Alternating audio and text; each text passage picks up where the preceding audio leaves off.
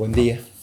Bienvenidos todos a este primer curso del año 2024 de la Fundación Santa Ana. Y como estamos en la octava de Pascua, felices Pascuas a todos. Este curso tiene por tema la Santa Misa, su celebración en el rito romano.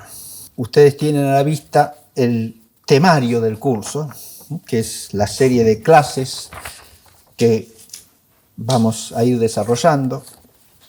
Las tres primeras clases tienen un carácter introductorio porque enmarcan el tema específico del curso. El tema de la Santa Misa se puede abordar de muchas maneras distintas. Nosotros lo que procuraremos hacer en este curso es una catequesis teológica e históricamente profundizada acerca de la estructura de la misa en el rito romano. Pero eso requiere una introducción que enmarque el tema, porque para hablar de la misa, para hablar del rito de la misa, de un rito específico de la misa, hay que partir de ciertos presupuestos. Fíjense, dije tres cosas, ¿no? Hablar de la misa, de los ritos de la misa y de un rito específico de la Santa Misa. Hay que partir de ciertos principios que hagan de marco. En la primera clase, que es la que nos toca hoy, abordaremos el tema de la esencia y los nombres de la Santa Misa. De ahí hay que partir siempre, ¿no? Sea cual sea el tema que uno aborde, el primer principio con respecto a cualquier realidad es su esencia, lo que constituye esa realidad en su ser mismo, ¿no? En la segunda clase vamos a profundizar la esencia de la misa desde un punto de vista teológico. El título de esa clase es Teología de los aspectos sacrificial, sacramental, convival y litúrgico de la Santa Misa. Y en tercer lugar, abordaremos la estructura general de la divina liturgia de la Santa Misa. Cuando hablo de la estructura general, hablo de una estructura que es común a todos los ritos. Por eso también puse ese título, a propósito. No de la estructura de este rito o de este otro, del rito romano, del rito antioqueno, del rito copto, del rito bizantino, no, sino hay elementos que son comunes a todos los ritos. Y en la tradición de la fe de la Iglesia se entiende, y con razón y con fundamento, que esos elementos que son comunes a todos los ritos son de origen apostólico. Y por eso están presentes en todos los ritos, sin excepción. Son patrimonio común de la Iglesia.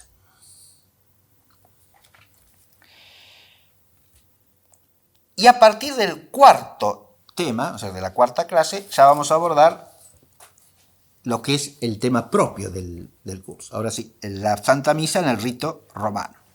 En la cuarta clase veremos la estructura general y en las restantes, de la quinta a la 12, veremos las distintas partes, los distintos componentes que tiene el rito, en qué consiste cada uno y cómo se relacionan entre sí, ¿sí? Ahí es donde aplicaremos el aspecto histórico para ver cuál es el origen de cada una de esas partes, qué variaciones ha tenido a lo largo del tiempo, en la medida en que se conocen y se pueden atestiguar con documentos fehacientes, y profundizar teológicamente su significación. Y las tres últimas ya son, de alguna manera, la conclusión del curso, ¿no? Propiedades y notas características del rito romano, que surgen como consecuencia del estudio de todas las partes que constituyen la misa en el rito romano. La celebración litúrgica y sus propiedades, o sea, propiedades que tiene la misa no por ser misa, sino por ser celebración litúrgica. Y por último, la divina liturgia de la Santa Misa, celebración, contemplación y vida, que es un tema teológico de reflexión conclusiva. Bien, esta es la estructura que pretendemos desarrollar a lo largo de este curso. Antes de empezar con el tema de la clase, cuyo contenido básico lo tienen esquematizado en la otra hojita que yo les repartí,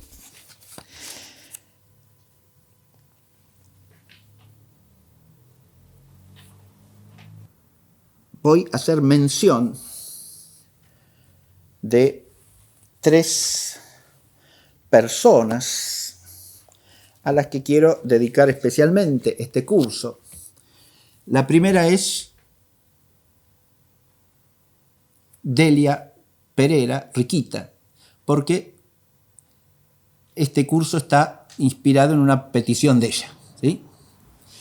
Y Riquita, además, al hacerme el pedido, hay que hacer un curso sobre la misa, me obsequió con este librito, La Santa Misa, de Daniel Robs, que ella atesoraba en su biblioteca y que le había sido obsequiado a su vez por las integrantes de la sección de aspirantes de Acción Católica de la parroquia San José en la fecha 26 de diciembre del año 1956. La dedicatoria dice: a la que fue nuestra querida delegada, para que siempre nos recuerde, le dedican este humilde obsequio a la sección aspirantes de San José. Muy bien. La segunda persona que quiero mencionar es Marta Villamayor, también miembro integrante desde el origen de esta Fundación Santa Ana. Marta escribió un precioso opúsculo que se llama La Eucaristía, Misterio de la Fe. Y es uno de los temas fundamentales que ella enseñó a lo largo de toda su actividad como profesora en el Instituto de Teología. Este librito, que fue publicado originalmente por la Fundación Instituto de Teología en 1980, fue reimpreso por la Fundación Santa Ana en el año 2004. Y por último, por supuesto, al padre Ruta, que predicó, enseñó y profundizó teológicamente el misterio de la misa a lo largo de toda su vida, ¿no?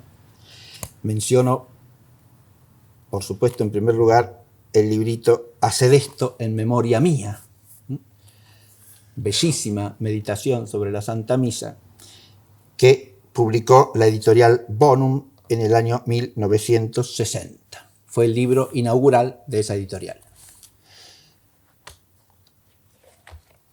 Pero el desarrollo más, además de todos los libros dedicados a la liturgia en general, por supuesto, pero el desarrollo más amplio y profundo sobre los temas que vamos a abordar justamente en esta clase de hoy se encuentra en la obra teológica mayor del padre Ruta, La Santísima Trinidad en sí misma y en y con nosotros, en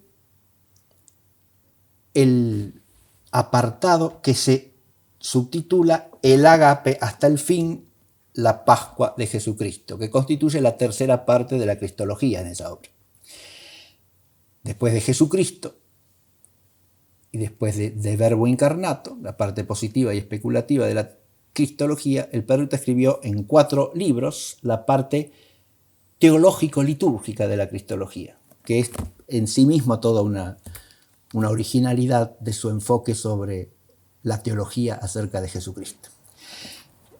Y en los 4 libros de esta tercera parte encontramos material abundantísimo para profundizar lo que yo voy a exponer de manera muy sucinta en esta primera clase. El tema de esta primera clase daría para un curso tan extenso o más extenso que el que acabo de presentar. Yo este tema lo voy a tomar sintéticamente como marco del que nosotros tenemos que abordar.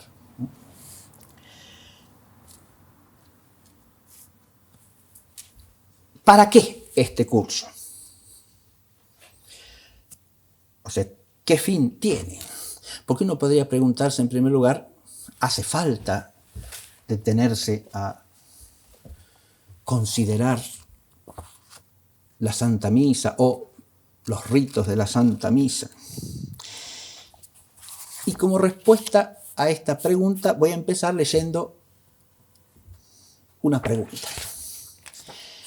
En un librito precioso, se llama El tesoro escondido de la Santa Misa, escrito por el fraile capuchino San Leonardo de Porto Mauricio, que vivió entre los siglos XVII y XVIII. En este librito, al comienzo nomás, capítulo primero,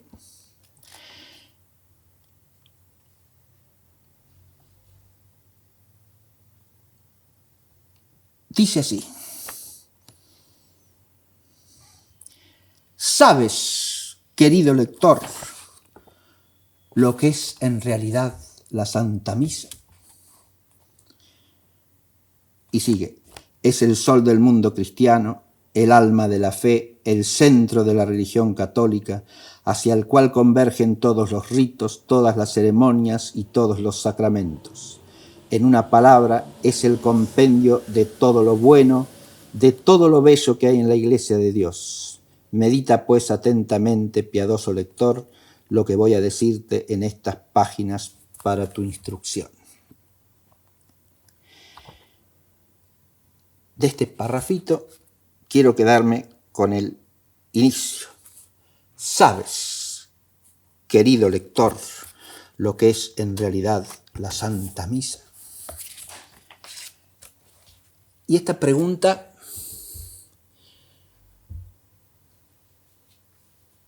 si uno tiene oído para oír,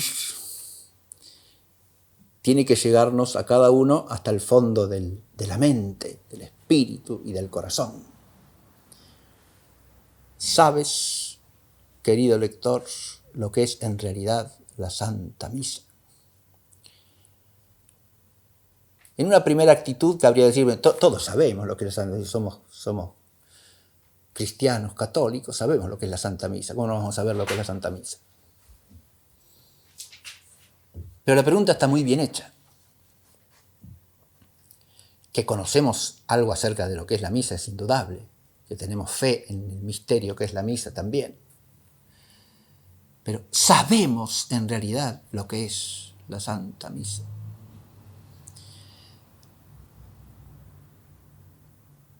En una segunda instancia, si uno empieza a oír esta pregunta, se puede advertir que, aún teniendo cierto conocimiento acerca de la Santa Misa, si nos preguntasen qué es, así, a bocajarro, quizá no supiésemos definirla con precisión. Porque al qué es hay que contestar con una definición lo más exacta posible. Y cualquiera que esté mínimamente formado en la escuela socrática de la filosofía perenne sabe que nada es más difícil que definir correctamente algo, ¿no? Todos sabemos lo que es una mesa, pero defina usted lo que es una mesa. Dé una definición precisa, exacta, adecuada al ser de la cosa. Por eso en la filosofía decimos que una cosa es tener cierto conocimiento de una realidad y otra cosa, saber definirla. El saber definirla es un principio de ciencia, no de mero conocimiento, sino de un conocimiento profundo de la esencia de las cosas. Y ahí ya podemos empezar a distinguir, ¿no? Ese conocimiento profundo cabe siempre perfeccionarlo en nuestra inteligencia humana, porque nuestra inteligencia es finita y progresiva, y por lo tanto puede ir conociendo mejor lo que ya conoce, sabiendo mejor lo que ya sabe. Y ya con eso bastaría para justificar nuestra reflexión. Pero hay una tercera dimensión que es la más decisiva de todas. Ese sabes en realidad, lector, lo que es la Santa Misa. Es una pregunta dirigida al piadoso lector, como dice el texto, es decir, al lector que tiene fe y tiene la virtud de la religión y de la piedad cristianas. Porque la Santa Misa es un misterio de fe. Y es un misterio cuya riqueza es insondable, como la de todo misterio sobrenatural estrictamente dicho, para hablar en términos teológicos. ¿Cuándo podemos progresar en el conocimiento de la esencia de algo? Cuando esa esencia es tan profunda, tan elevada, que a nuestra inteligencia humana, con su limitación, le cuesta captarla, ¿no? Ahora bien, la esencia de los misterios es lo más elevado que hay y por lo tanto también lo más profundo. Constituyen un universo de claridad que para la inteligencia humana es inagotable. Y por lo tanto, siempre estamos llamados ¿a qué? A conocer mejor eso que parcialmente ya conocemos. Ahora, para vernos requeridos o sentirnos llamados a conocerlo mejor, tenemos que amar esa realidad, ¿no? Porque el amor de las cosas nos impulsa a conocerlas, a querer conocerlas cada día más para poder vivirlas cada vez mejor. Y por lo tanto, todo este curso quiero ponerlo bajo la mirada que surge ante una expresión que aparece en la oración escrita, compuesta por el padre Ruta en la víspera de su ordenación sacerdotal. En un momento de esa oración expresa que toda mi vida sea una misa. Eso le pide a Dios, ¿no? Que toda mi vida sea una misa. Y esa oración expresa lo que es el propósito al que quiere cooperar este curso de alguna manera, ¿no? Que nuestra participación en la celebración de la Santa Misa sea fuente para que toda nuestra vida sea una misa. ¿Qué quiere decir esto? Podemos entenderlo de alguna manera si profundizamos en la teología de la Santa Misa, que es lo que voy a presentar muy escuetamente en esta primera clase. Hay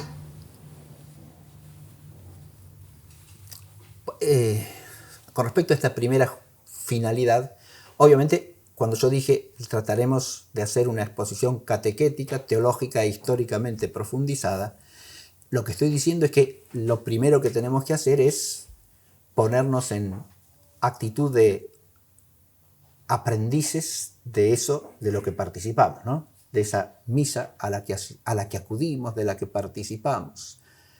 Estamos siempre aprendiendo a participar en ella, ¿no? Como Dios manda, como Dios quiere. Y esa participación puede recibir y debe recibir cierto fundamento del conocimiento acerca de lo que es la misa. Y en este sentido hay una justificación que es catequética, ¿no? Pero hay un segundo fin de este curso, que es cooperar al esclarecimiento de la problemática actual sobre el rito romano, porque nos vamos a ocuparnos de la Santa Misa en el rito romano, su celebración en el rito romano.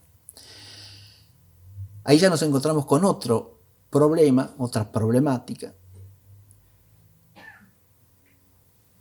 que es el hecho de que los ritos, en cierta medida,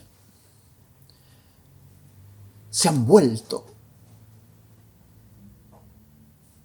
algo problemático. Que si hay que hacerlo así, que si hay que hacerlo así, que si esto es mejor o esto es peor. Y bueno, esas no son cuestiones nuevas en la historia de la Iglesia. Las ha habido en muchas instancias.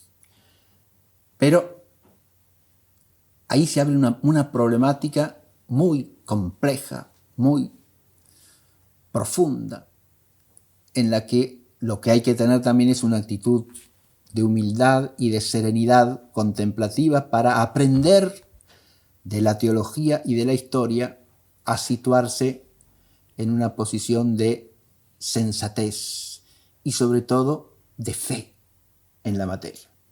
Sobre este problema no digo más ahora porque lo vamos a ir desarrollando a lo largo del curso. Pero empiezo por hacer una aclaración. Cuando yo digo vamos a estudiar la celebración de la Santa Misa en el rito romano, una pregunta que fácilmente surge hoy día es, pero va a presentar el rito romano según la forma tal o la forma cual, según la forma tradicional o según la forma posterior al Concilio Vaticano II. Esa sola pregunta ya refleja un problema. ¿Se entiende lo que digo? Porque el rito romano es una realidad histórica, en principio clara. El rito romano no existe desde ayer o desde después del Concilio Vaticano II.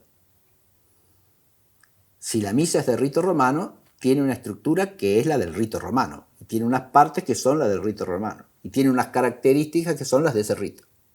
Si no, ya dejaría de ser del rito romano.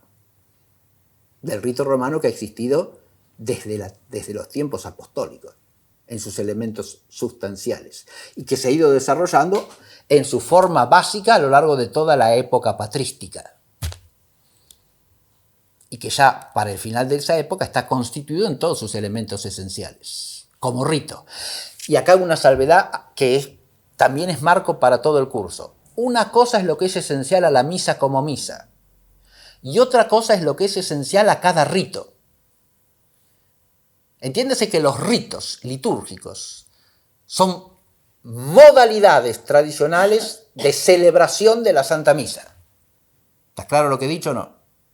Modos que la tradición ha configurado de manera orgánica y siempre bajo la mirada vigilante de la autoridad apostólica y con su aprobación y anuencia, son formas de celebrar, modalidades para celebrar la Santa Misa. No hay que confundir la Santa Misa en su ser mismo con los ritos que la acompañan, que acompañan su celebración o que desarrollan de una manera peculiar su celebración. Esas modalidades rituales que se van configurando todas en la edad patrística y que después van a sufrir cambios o modificaciones parciales a lo largo de los siglos, son varias. ¿Se entiende? Hay distintas familias de ritos y hay distintos ritos dentro de cada familia. Y esto ya desde la época patrística, insisto.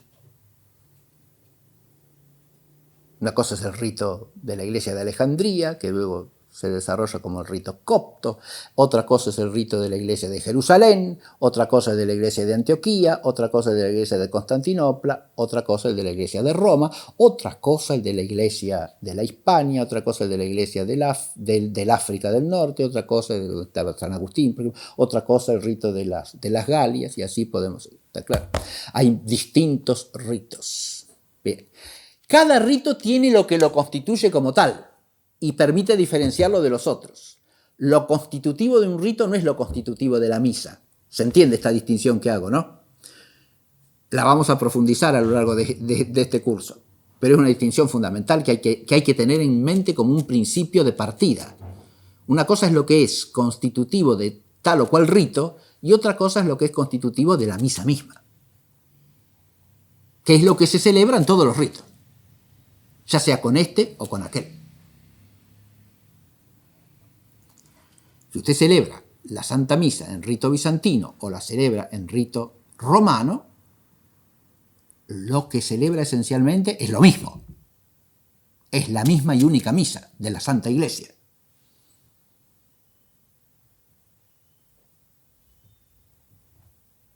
Ahora, ¿cada rito tiene algo que lo distingue del otro rito? Por supuesto que sí. Algo que lo constituye en este rito específico por diferencia a los otros, y eso que constituye este rito en diferencia de este otro es lo esencial al rito. ¿Está claro lo que digo? Bien.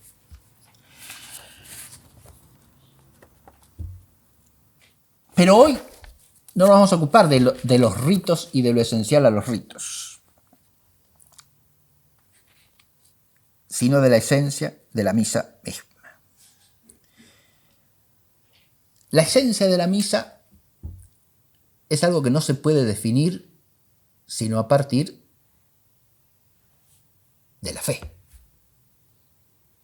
Una definición de la misa no puede ser sino teológica, o incluso antes dogmática, porque es inseparable de la fe.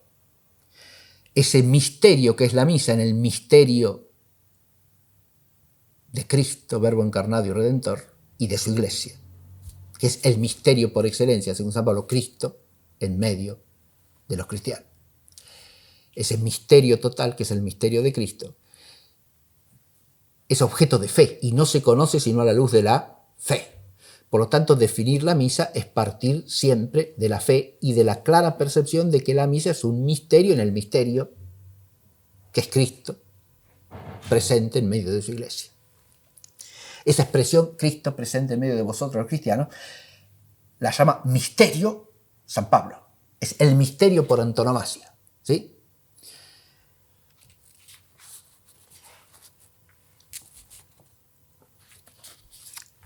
¿Cómo formular una definición de la Santa Misa? Que es lo que daría respuesta a la pregunta, ¿qué es la Santa Misa?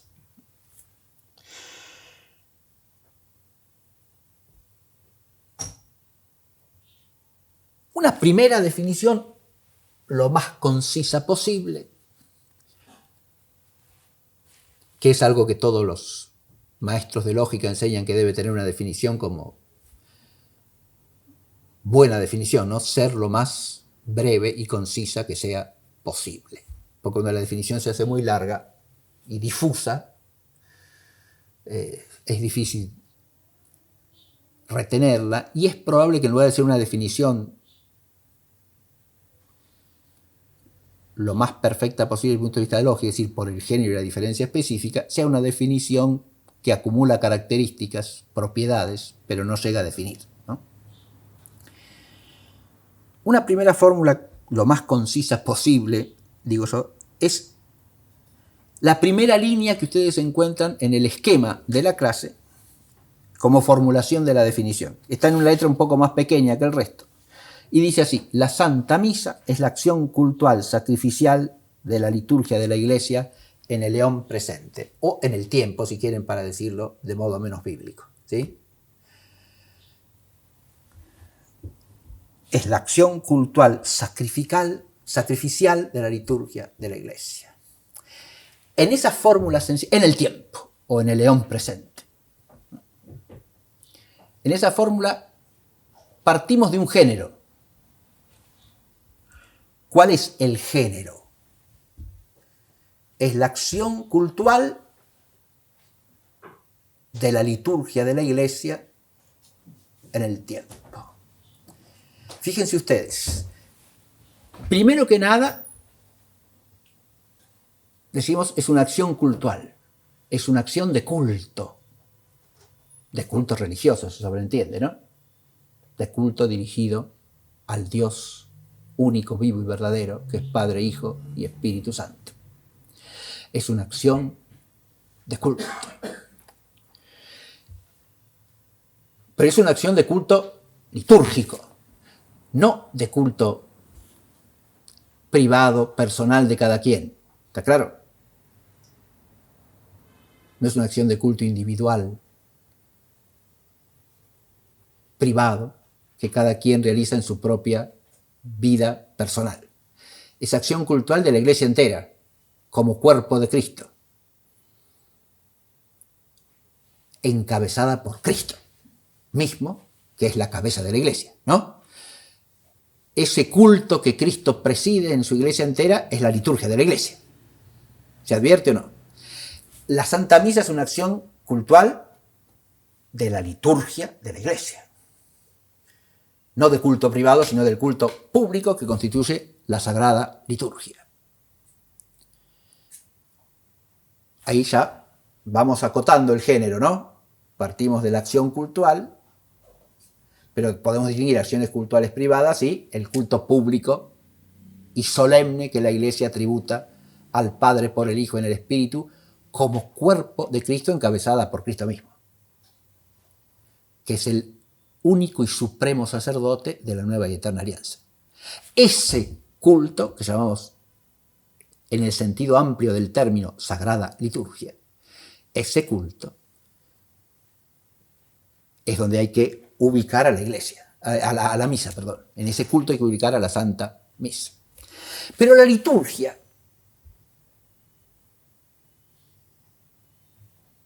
y eso ya lo conocemos desde el Nuevo Testamento, y nos lo enseña claramente tanto la Epístola a los Hebreos,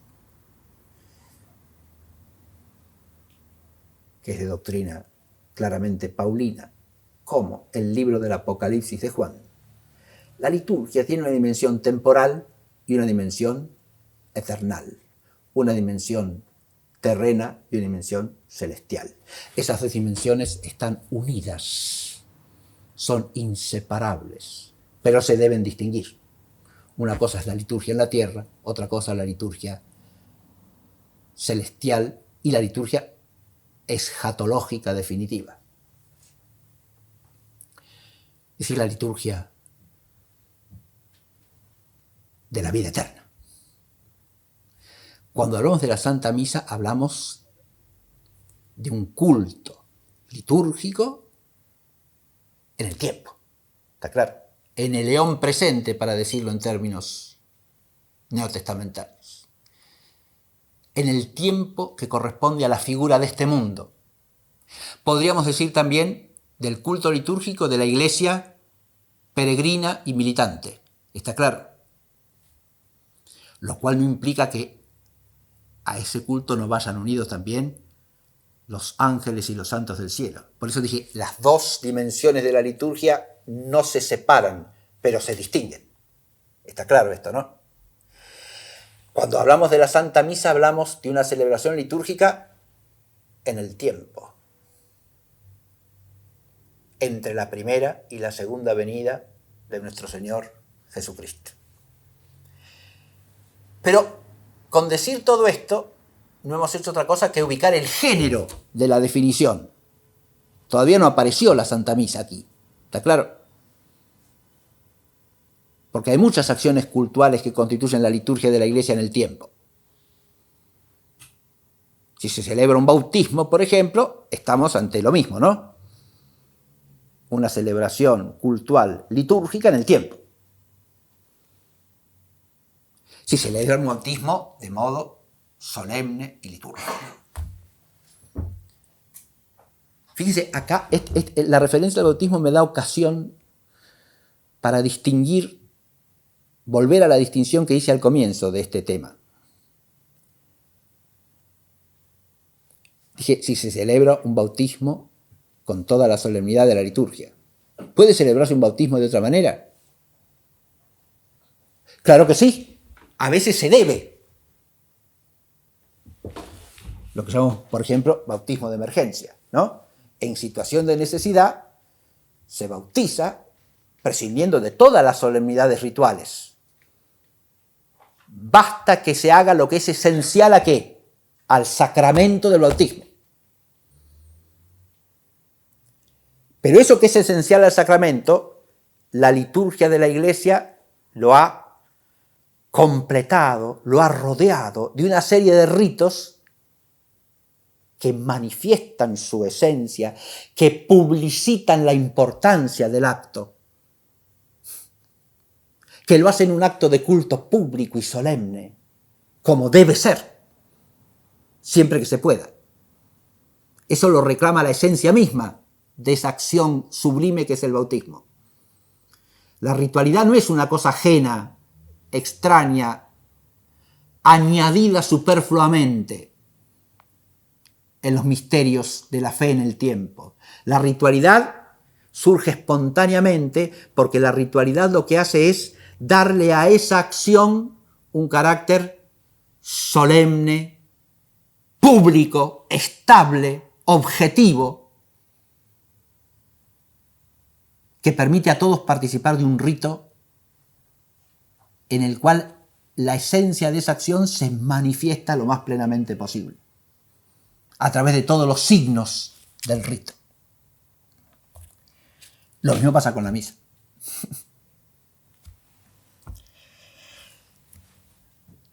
Ahora, una vez que hemos ubicado el género, nos falta la diferencia específica. ¿Y cuál es la diferencia específica que define a la Santa Misa entre las acciones cultuales de la liturgia de la Iglesia? Que es la acción cultual sacrificial de la liturgia de la Iglesia. Eso es lo que le es específico. Ninguna otra acción del culto es un sacrificio. Lo que especifica a esa acción de culto litúrgico en el tiempo, que es la Santa Misa de cualquier otra acción cultural, es que es un sacrificio. Es su carácter sacrificial.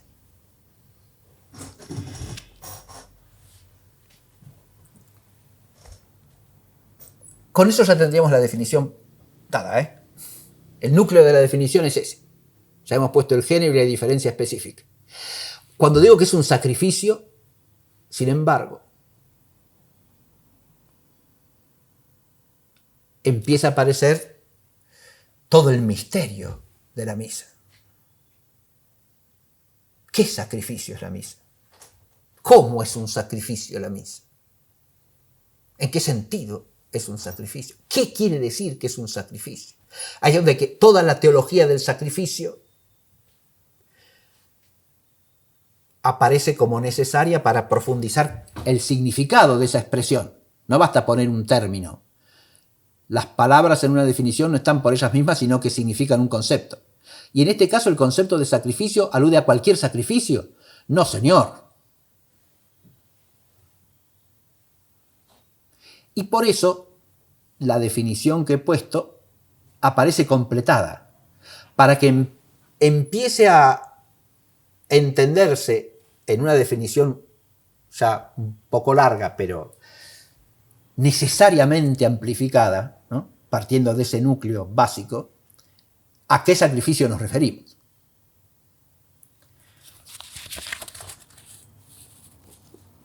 Por eso, todo lo que sigue a continuación, ¿no?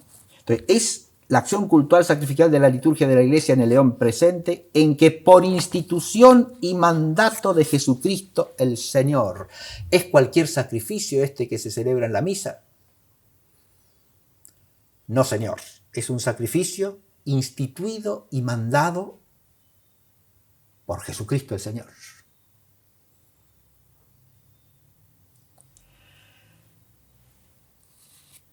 En ese sacrificio instituido y mandado por Jesucristo el Señor, cuyo mandato nos consta en los santos evangelios de modo explícito. Precisamente en esa fórmula, cada vez que hagáis esto, hacedlo en memoria de mí. Memoria o conmemoración traduce ahí un término griego que es anamnesis. En mi anamnesis, dice literalmente los evangelios. Anamnesis está dicho allí con un significado que no es el del griego clásico, sino el del griego bíblico, vétero y neotestamentario.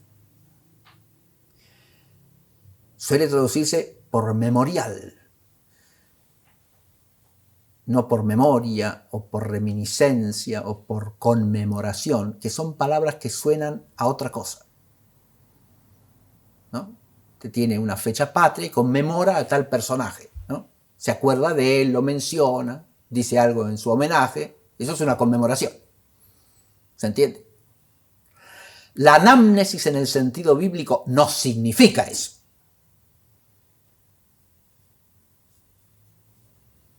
¿Y por qué no significa eso? Porque ese memorial es una acción cultural del pueblo de Dios que rememora lo que ha hecho Dios y sigue haciendo Dios.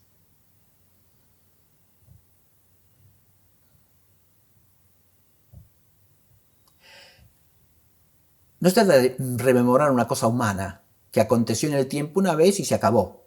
¿Se entiende? Por más que pueda tener ciertas consecuencias ulteriores. No es una conmemoración histórica lo que se hace. Es un memorial cultural, o para decirlo ya en términos del Nuevo Testamento, litúrgico.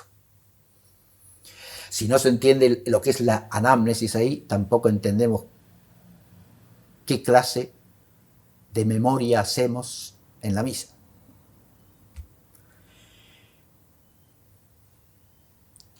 ¿Se hace el memorial de qué en la misa?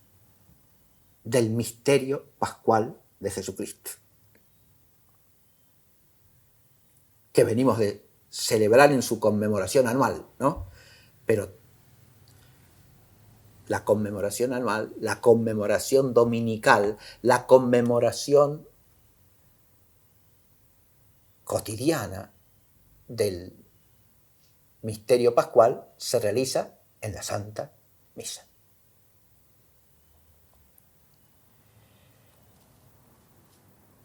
Con eso estamos diciendo que no es un sacrificio cualquiera, sino un sacrificio instituido por Jesucristo mismo en memorial de su Pascua. Pero ahora viene, cuando yo dije, ese memorial no es un memorial cualquiera, sino un memorial entendido en sentido bíblico y del culto del pueblo de Dios, es decir, del culto de aquellos que están reunidos por la fe en el don de Dios y en términos del Nuevo Testamento ya, los que se reúnen en la fe de Cristo, en la fe en Cristo. En este memorial del misterio pascual, dice la definición, se representa y aplica sacramentalmente el único sacrificio redentor y santificador de la nueva y eterna alianza. Recién con estas palabras podemos empezar a entender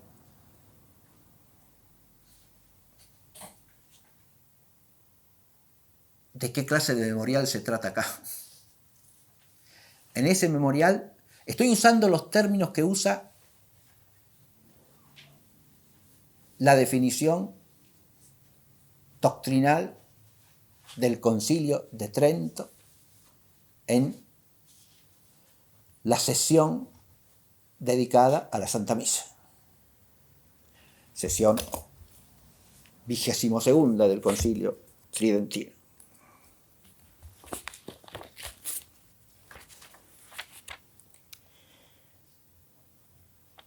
...17 de septiembre de 1562. El texto del capítulo primero, donde tomo estos dos términos, se encuentra en Denzinger, 1739 a 1741, o según la denominación anterior, 938.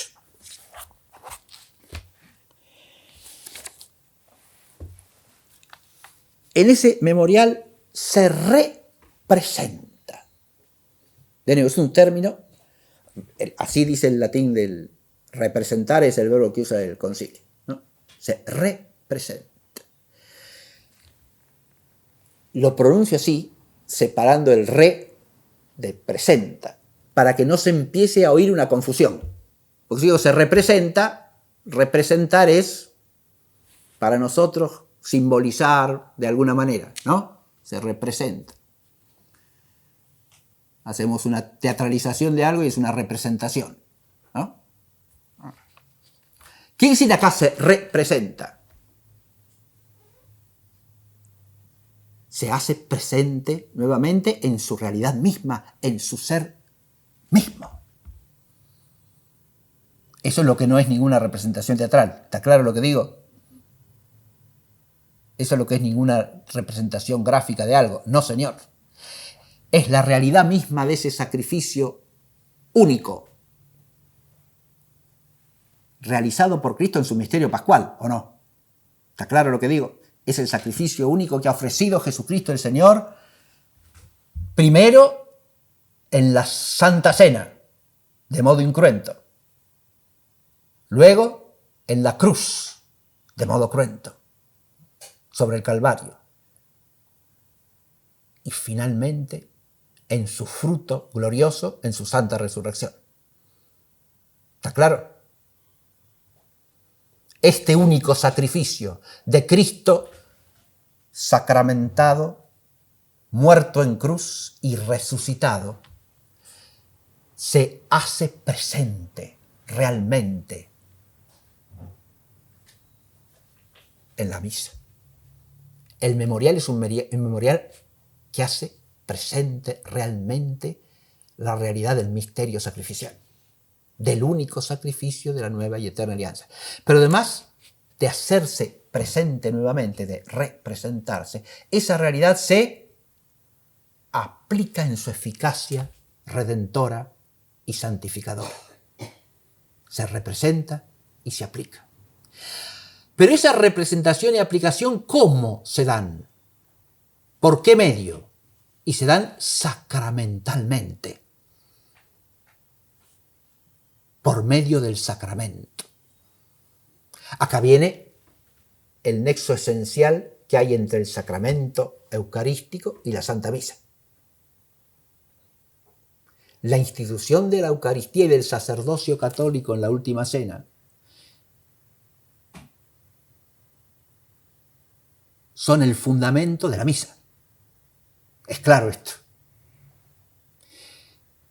Cuando decimos que Cristo instituyó, no estamos diciendo una cosa. Ahí también la palabra puede traicionarlo, porque institución no suena que un funcionario se sienta en un escritorio, firma un decreto y se instituye tal cosa. No. Cuando el Señor instituye ese sacrificio que es la misa, lo instituye entregando su vida en sacrificio. Es por medio de eso que lo instituye. Y lo instituye al entregarse en ese misterio que es el sacramento eucarístico.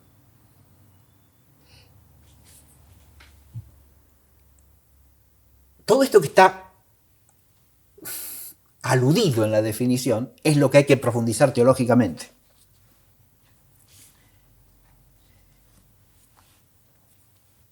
A eso voy a ir enseguida. Pero quiero terminar con la formulación de él.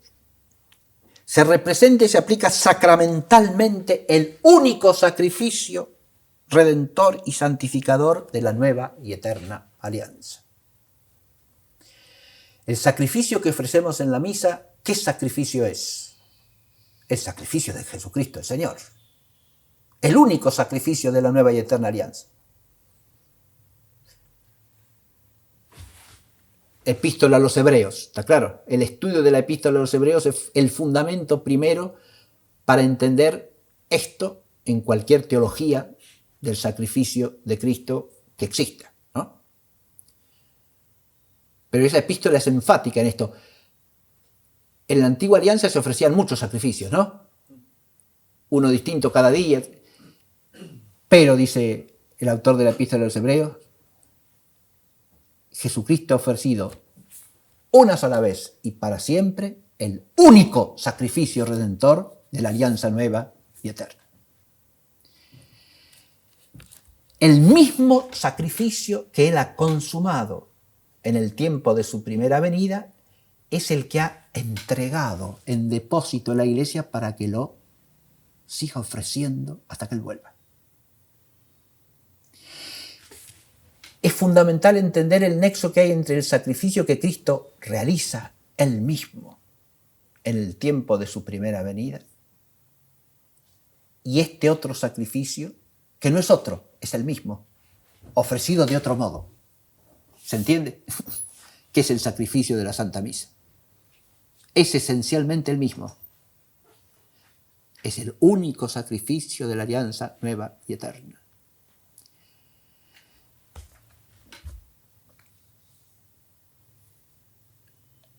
El esfuerzo teológico tiene que permitirnos entender cómo es posible eso, cómo es que se da eso. Y por último, ¿qué hemos puesto en la fórmula? La repito, toda. La Santa Misa es la acción cultural sacrificial de la liturgia de la Iglesia en el eón presente. Hasta ahí estaría lo esencial. Todo lo demás es añadido para profundizar el sentido de eso que se ha dicho ahí. en que por institución y mandato de Jesucristo el Señor se realiza el memorial del misterio pascual y se representa y aplica sacramentalmente el único sacrificio redentor y santificador de la nueva y eterna alianza, por Cristo, con Él y en Él, para gloria del Padre Todopoderoso, en la unidad del Espíritu Santo. Ahí está el fin primario del acto de culto sacrificial, ¿no? Todo acto de culto sacrificial es ofrecido ¿a quién? A Dios. Eso es de la esencia de cualquier sacrificio. Eso es tan claro que ofrecer el sacrificio a un ídolo o participar en el banquete sacrificial ofrecido a un ídolo es idolatría. ¿Está claro o no? Eso lo dice San Pablo también con claridad en la primera a los Corintios.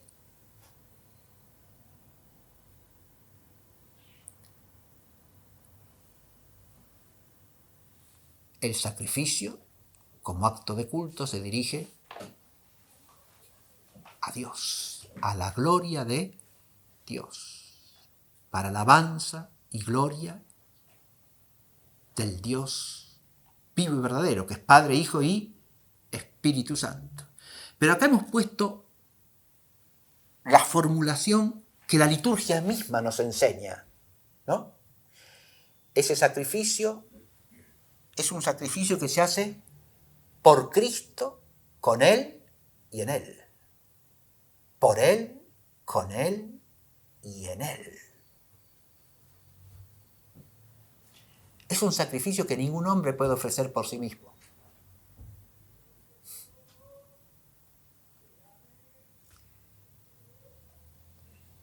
Desde la caída de Adán y sin la redención obrada por Cristo,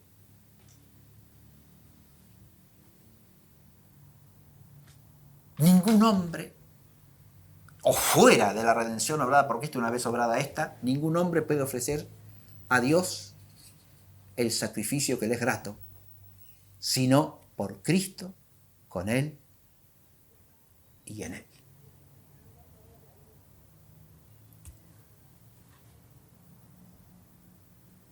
Sin la obra redentora de Cristo, este sacrificio es imposible.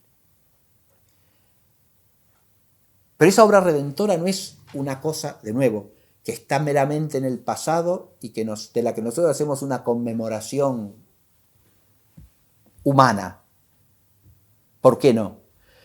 Porque como Él ha querido hacerse presente sacramentalmente para que la Iglesia represente y aplique eficazmente su propio sacrificio, es Él mismo el que está presidiendo ese sacrificio.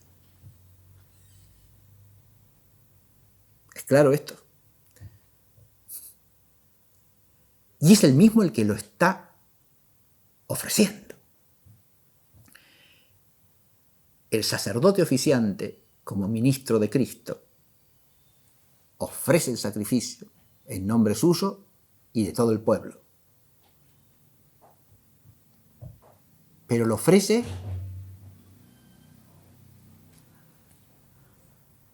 por Cristo, con Él y en Él. Y porque ese sacrificio es por Cristo, con Él y en Él, es agradable al Padre y da honor y gloria al Padre Todopoderoso en la unidad del Espíritu Santo. Bien, este carácter teológico trinitario que tiene el sacrificio eucarístico también tiene que estar mencionado en esta fórmula ampliada de definición para que esté mínimamente completa. Es un sacrificio crístico y al mismo tiempo es un sacrificio para gloria y alabanza de la Trinidad. Y el nexo entre la Trinidad y nosotros es Jesucristo, Verbo encarnado y Redentor. El único mediador entre Dios y los hombres. Adviértase que para entender mínimamente la esencia de ese sacrificio que es la misa, tenemos que incursionar en la totalidad del misterio de la fe. ¿Está claro esto?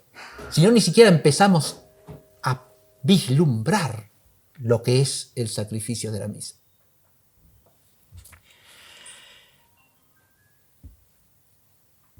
quiero aclarar brevemente 3 puntitos de profundización de esto, que, fíjense, con esto, yo dije, a partir de esta definición podríamos hacer otro curso dedicado exclusivamente a la profundización teológica de esto que acabamos de decir, no menos largo que el que vamos a hacer, pero es otro curso, es otra cosa, ¿se entiende?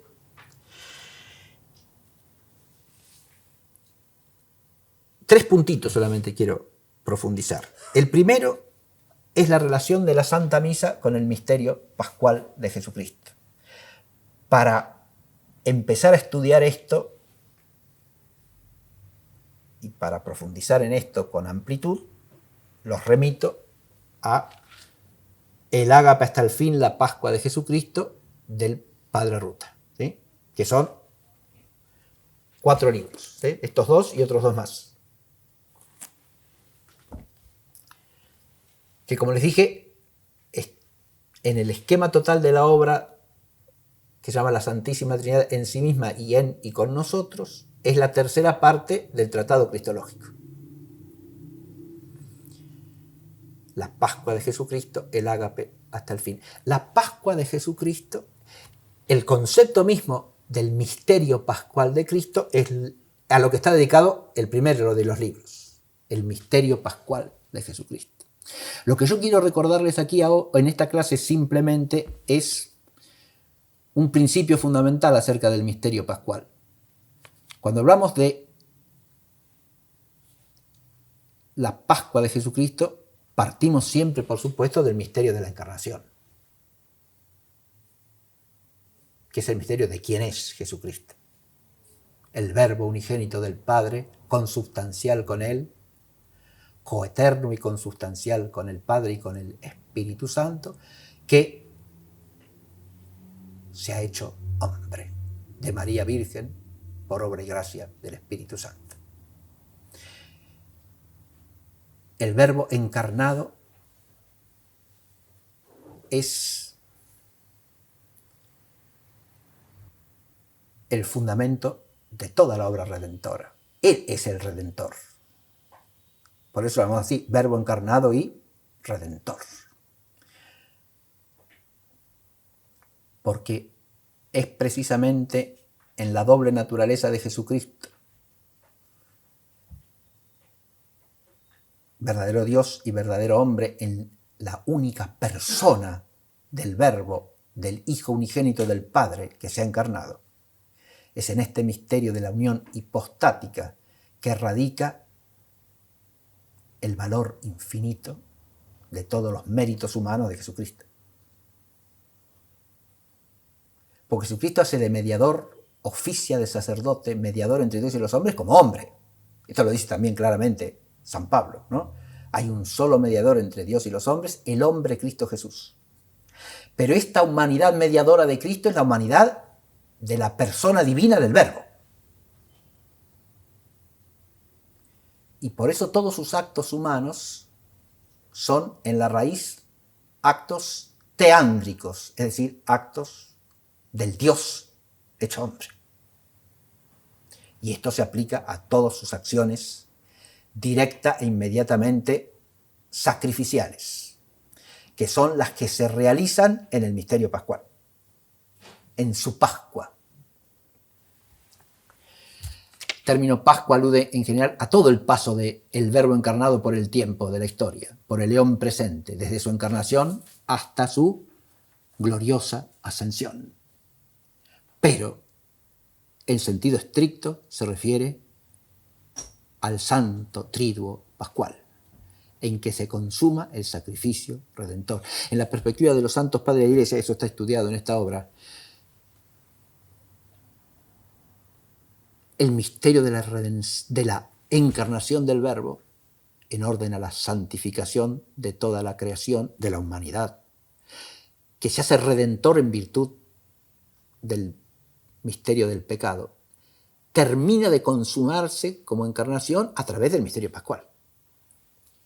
Porque la encarnación ha sido para salvar al mundo. El Verbo ha venido a salvar al mundo. Eso dice claramente el Evangelio según San Juan, ¿no? Esa venida salvadora, redentora de Cristo tiene su consumación en el misterio pascual. Cuando hablamos del misterio pascual de Cristo, hablamos de estas acciones salvíficas de Cristo que llegan a su culmen, insisto, en el triduo santo de la Pascua, es decir, de la cena, la cruz y la resurrección. Resurrección que a su vez es inseparable de la ascensión y del envío del Espíritu Santo, que es el fruto del misterio pascual.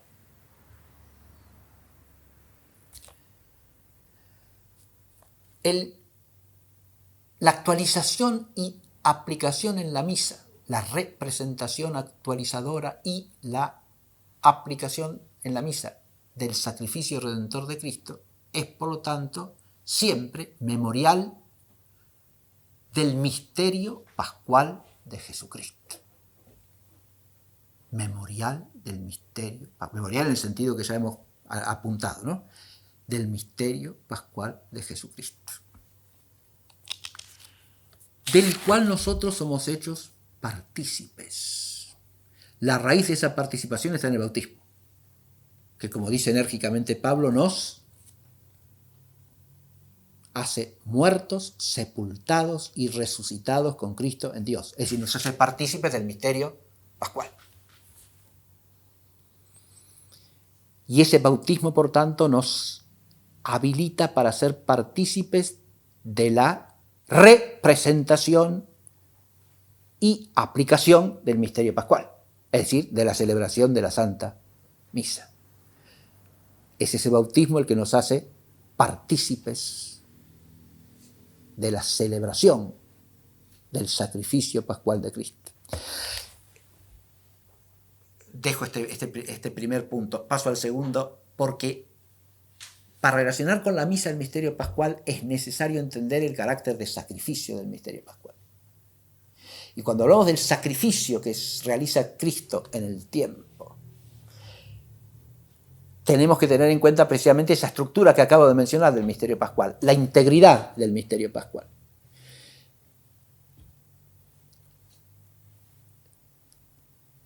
A veces, cuando se habla del sacrificio de Cristo, se piensa exclusivamente en la cruz sobre el Calvario. La cruz es el signo del sacrificio. Está muy bien eso. Pero todo el misterio pascual tiene razón de sacrificio. Porque ese sacrificio que es ofrecido de modo cruento sobre la cruz, lo ofrece antes Cristo en la cena. Ya está ofrecido, ya está realizado el sacrificio. El Jueves Santo ya está el sacrificio de Cristo.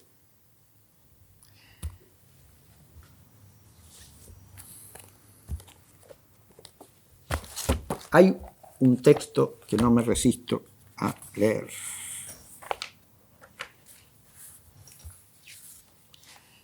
Es un texto de un eminente santo padre de la Iglesia de lengua griega, que es San Gregorio de Nisa. Y San Gregorio de Nisa dice así, retomando una afirmación que dice: es entonces, al instituir la Eucaristía, cuando sobre todo Cristo ha celebrado su sacrificio. Es entonces que Cristo se inmola a sí mismo en plena libertad, no bajo la violencia de los verdugos, por una inmolación inefable e invisible, pero muy real, tan real que la pasión debe ser considerada como cumplida a partir de ese instante. Recordaos que el Señor había anunciado que sería por su libre voluntad todopoderosa y no por necesidad física que Él separaría su alma de su cuerpo. Yo soy libre para entregar mi vida y volver a tomarla.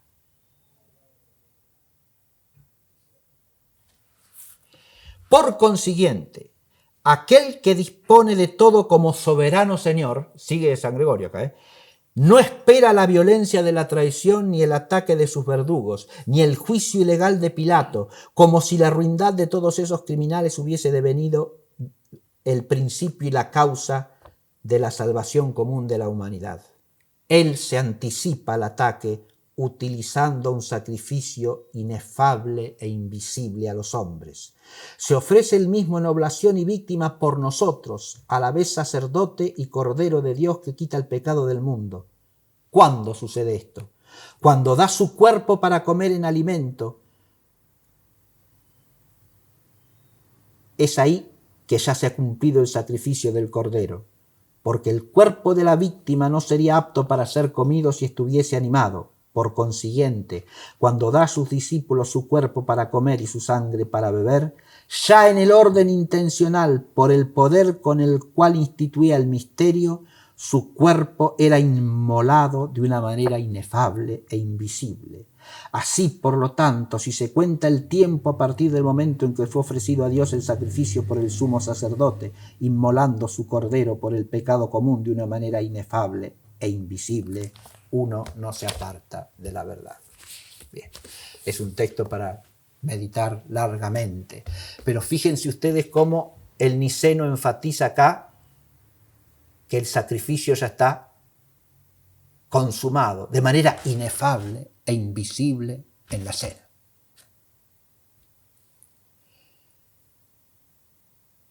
Ese mismo sacrificio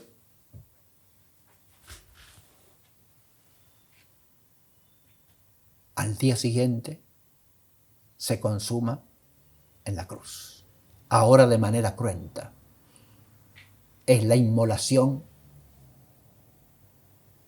de la vida humana entera del Verbo encarnado en el altar de la cruz. En el altar en que constituye la cruz el mismo, que es el auténtico altar, subido a la cruz. El que ha dicho, cuando sea levantado, atraeré a todos hacia mí. Esa cruz es el estandarte al que sube. Esa es la perspectiva que Juan destaca en todo su evangelio acerca de la pasión del Señor, ¿no? Hay dos notas que Juan destaca. Primero, la pasión como comienzo del ascenso, del retorno de Cristo al Padre, porque al cumplir hasta el fin su voluntad, la voluntad eterna del Padre, el Hijo va subiendo hacia el Padre. Y lo segundo que enfatiza Juan es la realeza de Cristo. Por eso su precisión acerca del cartel que se inscribe, ¿no? Jesús Nazareno, Rey de los judíos, y eso estaba escrito en griego, en latín y en hebreo. Es el Rey. Por eso es la escena del litóstroto también, en que Pilato lo sienta como Rey, ¿no? Esto ya es la exégesis del Evangelio de Juan, pero menciono esta perspectiva de Juan porque ahí se ve cómo en ese ser levantado Cristo en la cruz es en realidad el inicio de su ascenso hacia el Padre. Hay un ritmo permanente que liga, que unifica todo el misterio pascual. Esto se puede contemplar de distintas vías, pero es así. Hay una unidad perfecta en el misterio pascual. El mismo sacrificio se ha celebrado de modo inefable e invisible, y ahora se hace visible y cruento en el Viernes Santo, en la cruz del Calvario.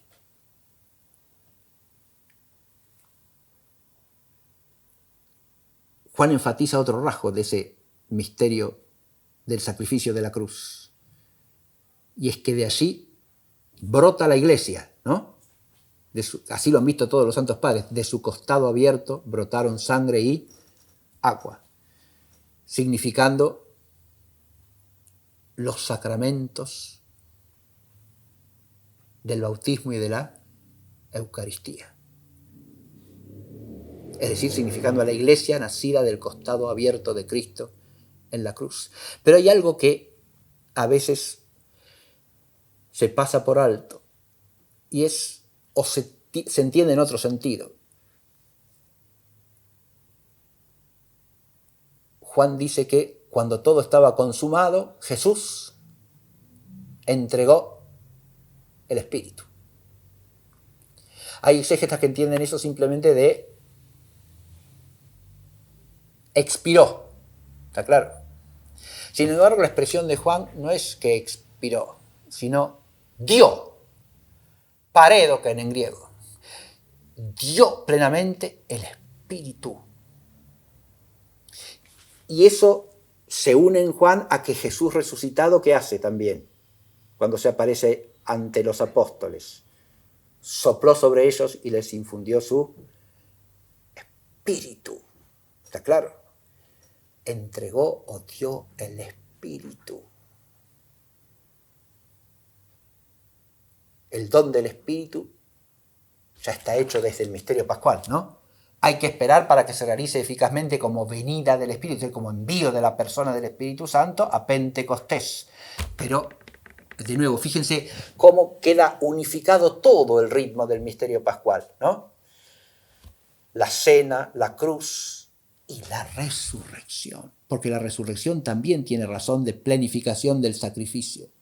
San Buenaventura tiene una frase magnífica que dice así: todos los méritos de la obra redentora, del sacrificio de Cristo, se consuman en la cruz. Pero la integridad o la completud, la plenitud del misterio se realiza en la resurrección. O sea que el sacrificio se termina en la resurrección, no en la cruz. La profundización teológica de esto también es bellísima, pero compleja, ¿no? Cómo la resurrección es parte integrante del sacrificio. En primer lugar, porque el sacrificio implica la aceptación de aquel a quien se entrega el sacrificio. El Padre acepta el sacrificio de Jesucristo, por supuesto que sí, ese sacrificio querido por el Padre para la redención de la humanidad entera.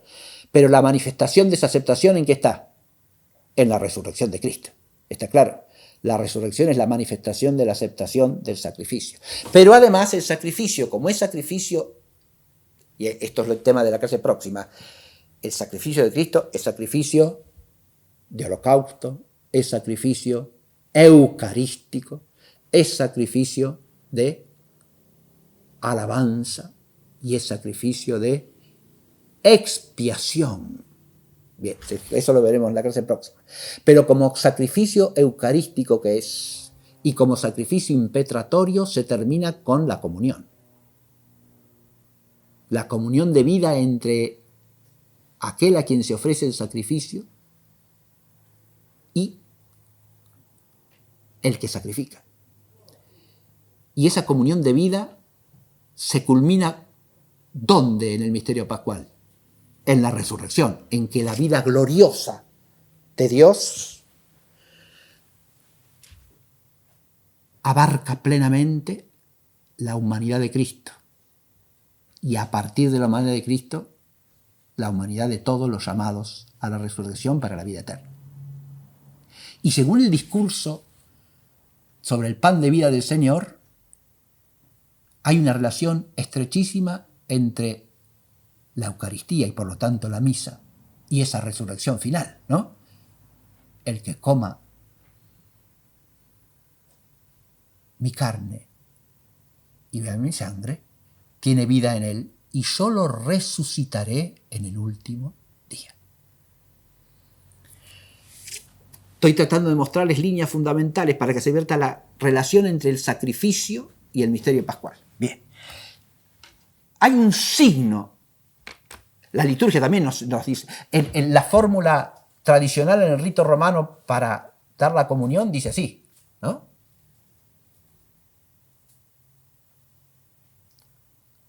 Corpus Christi custodiat animam tuam in vitam aeternam. Relaciona la comunión directamente con la vida eterna. Guarde tu alma para la vida eterna. O te guarde, hay otra fórmula, hay distintas fórmulas en los sacramentarios antiguos.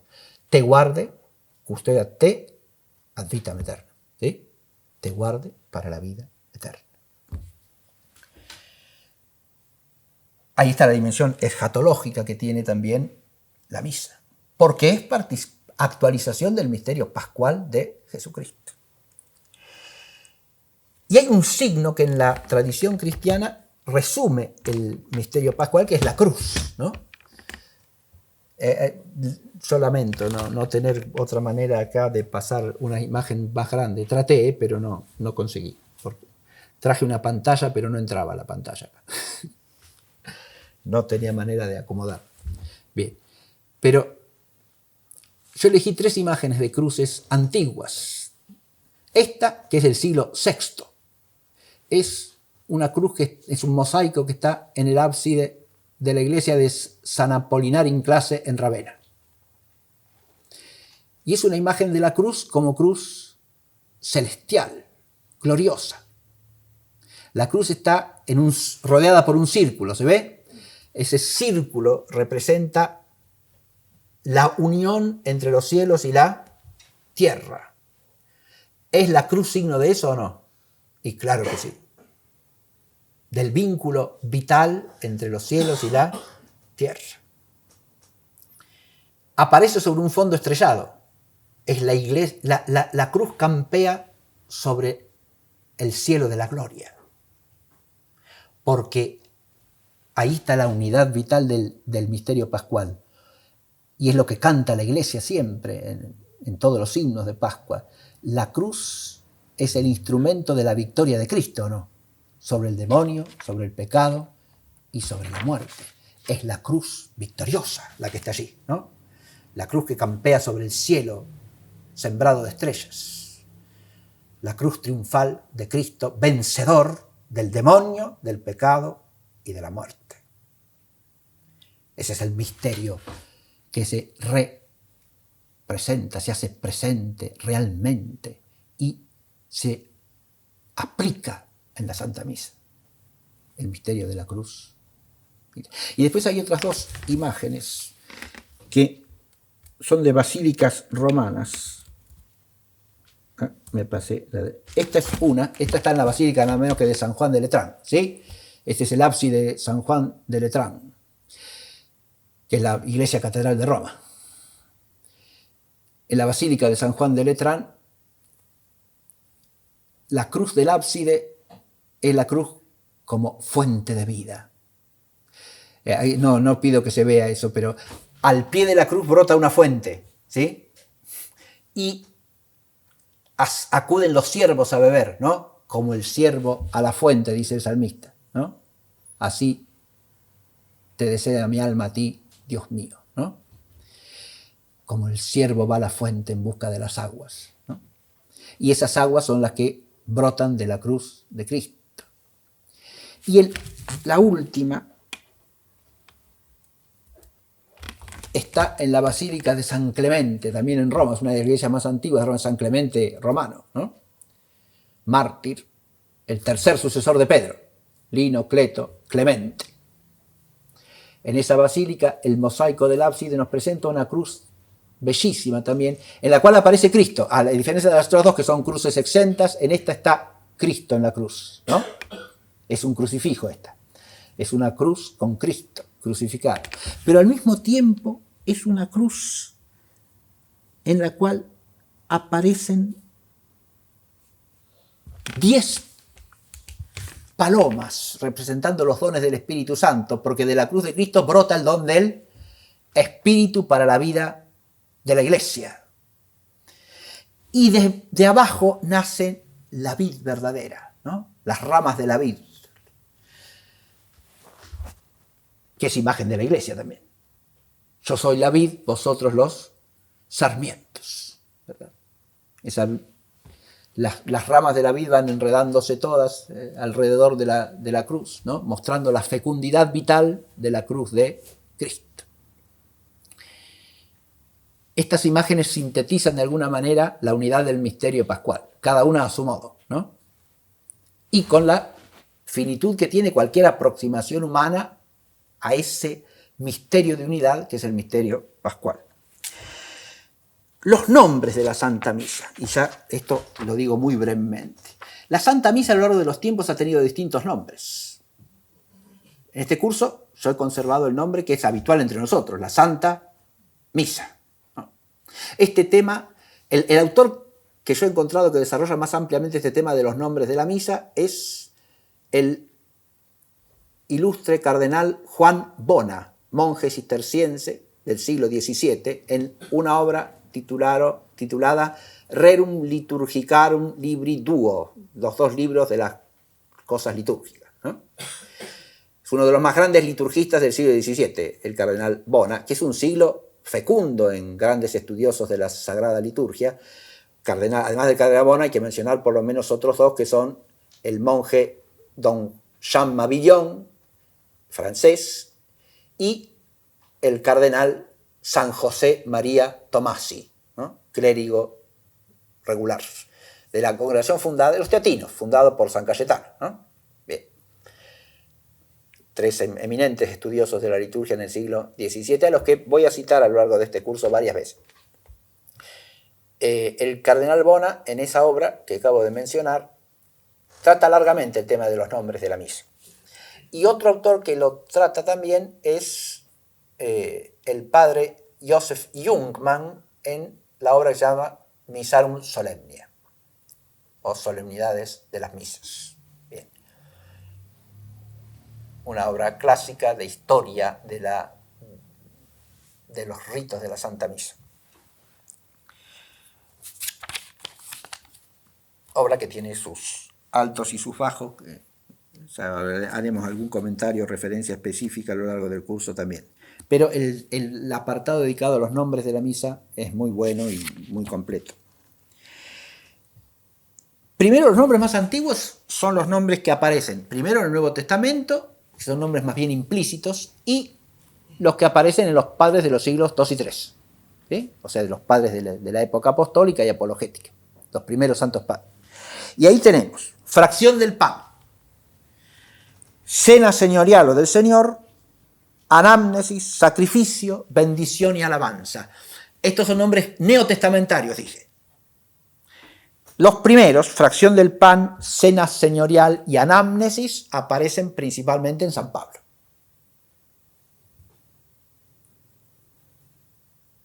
La fracción del pan, que alude a un rito fundamental de la misa, ¿está claro? Y a partir de ese rito, ¿no?, que es un gesto del Señor, tomó el pan, lo bendijo, lo partió, ¿sí? A partir de ese gesto se nombra la totalidad de la celebración, ¿no?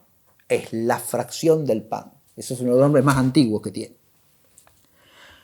Cena señorial, Kyriakon deipnon, dice San Pablo, es la cena del Señor.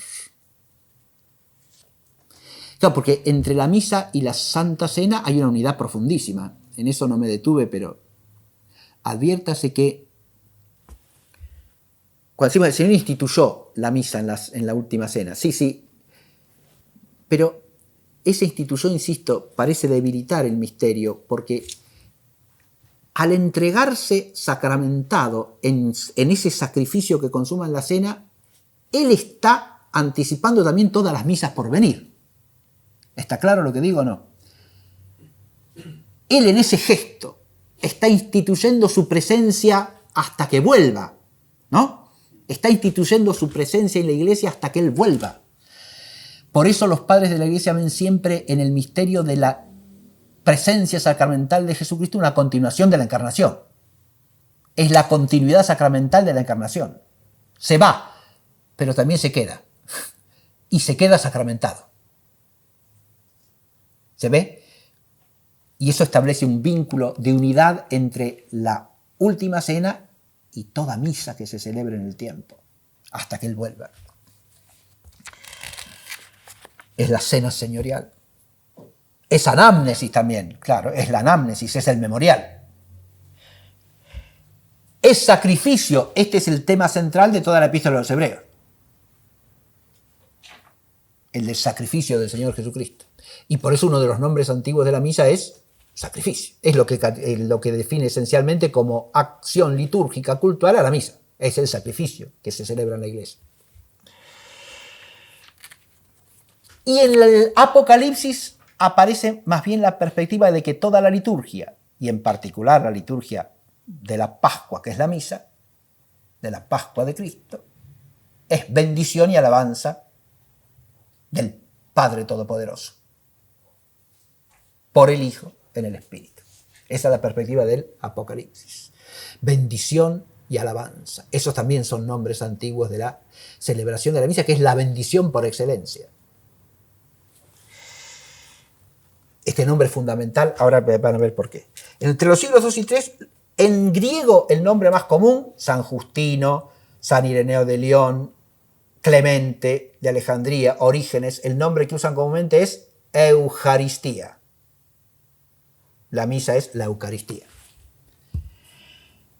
La acción de gracias o la alabanza por antonomasia. ¿Está claro?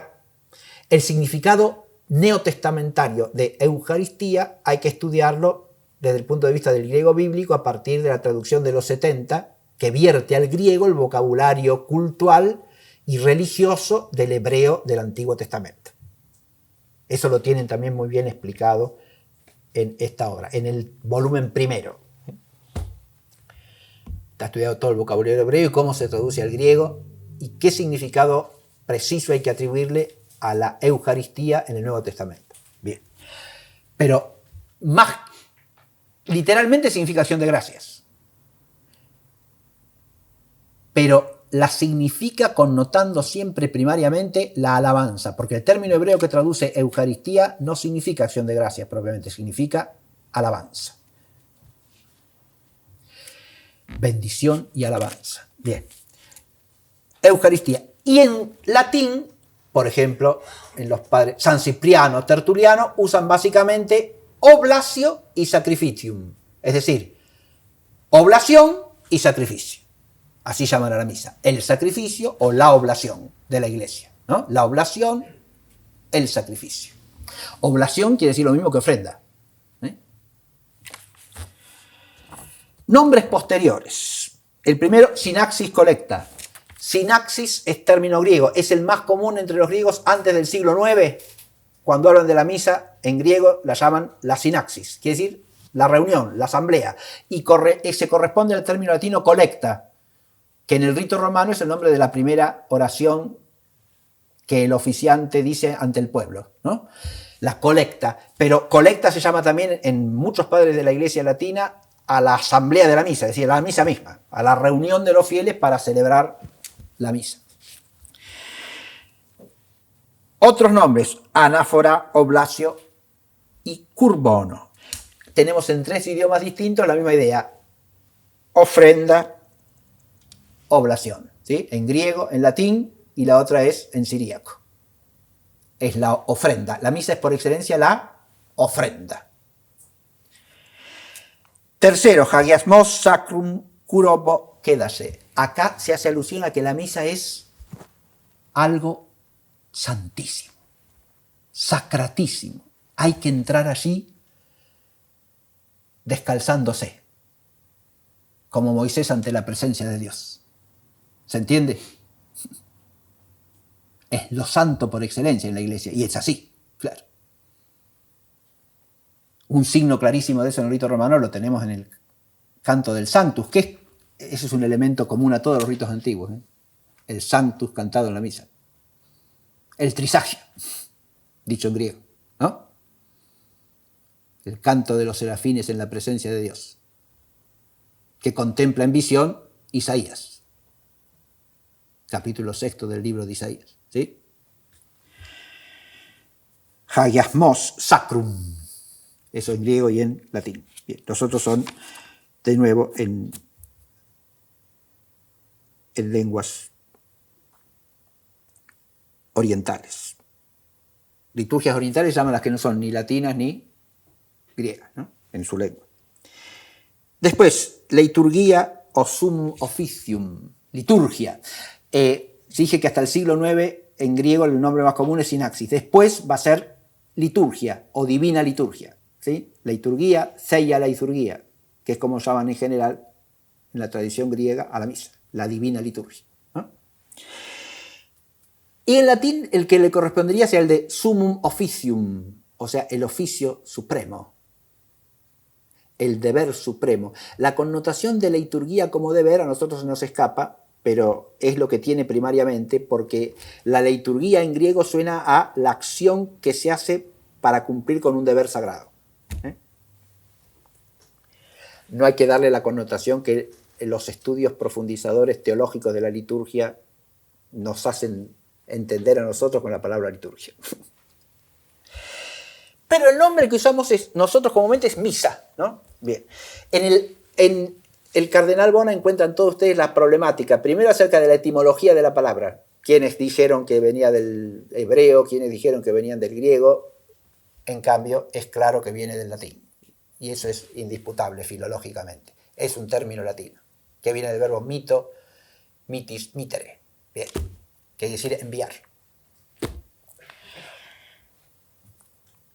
Misa es el participio de perfecto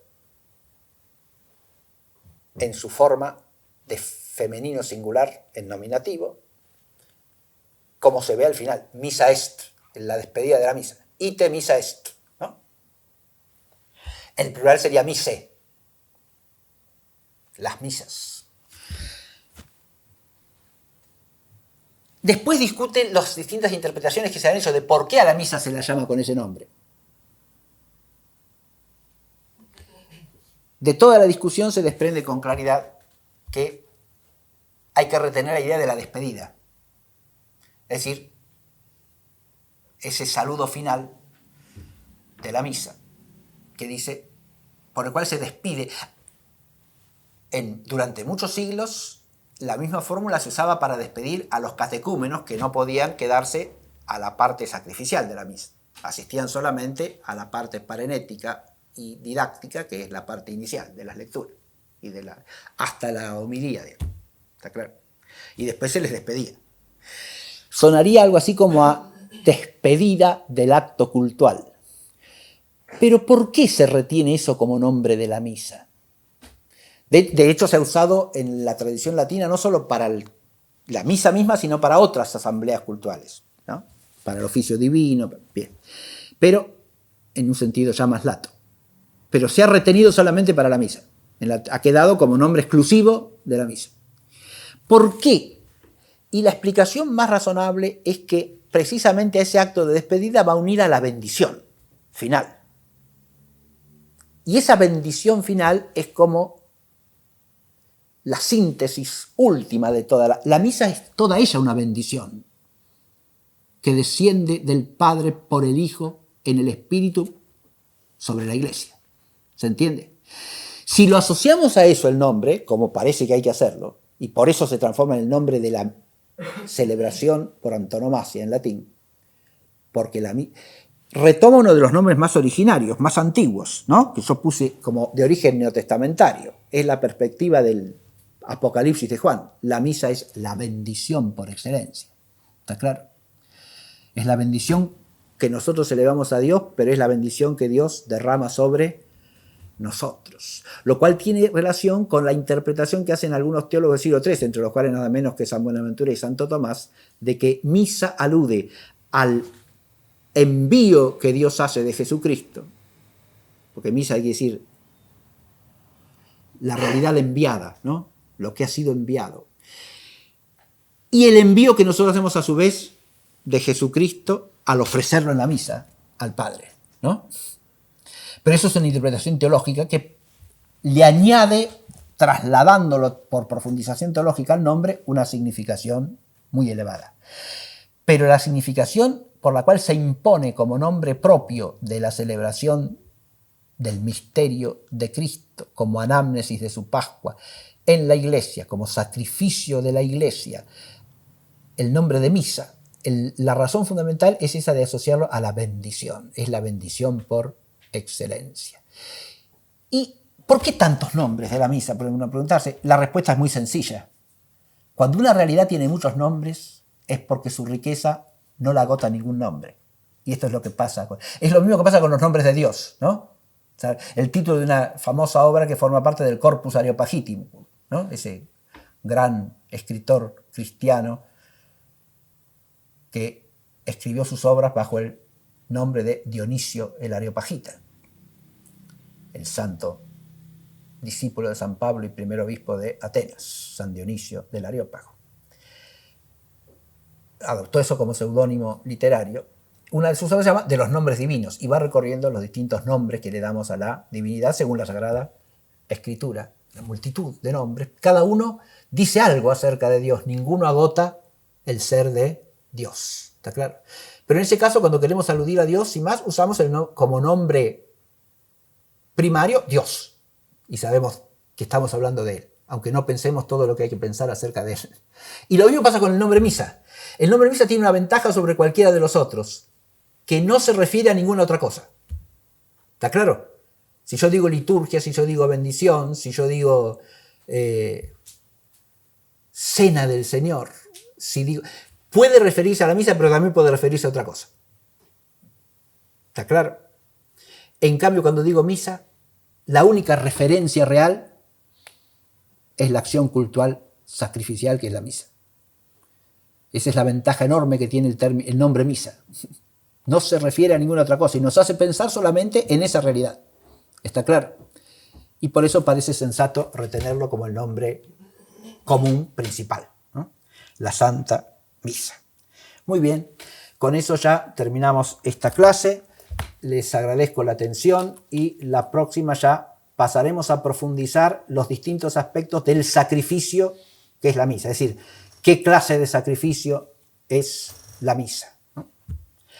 Para terminar con la aproximación teológica a la esencia de la misa, que nos sirva de marco para hablar de su celebración en el rito romano. Muchas gracias, hasta la próxima.